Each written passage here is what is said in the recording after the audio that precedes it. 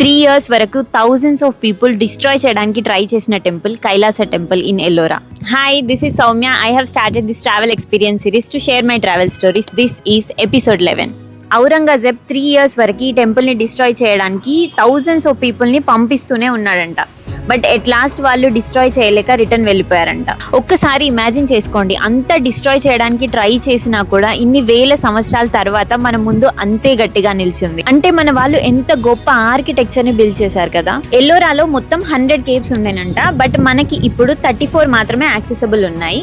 అందులో 1 to 12 Buddhist caves, 13 to 29 caves Hindu caves and మిగతావి Jain caves.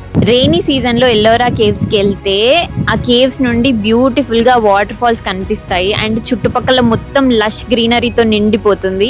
చాలా చాలా బ్యూటిఫుల్ గా ఉంటుంది. అండ్ ఈ కేవ్స్ లో ఉన్న ఆర్కిటెక్చర్ చాలా చాలా ఎక్స్ట్రాడినరీగా ఉంటుంది. And the most amazing part, ఈ కేవ్స్ అన్ని రాక్స్ నుండి చెక్కబడినవి. See you in next episode. Happy traveling. Bye.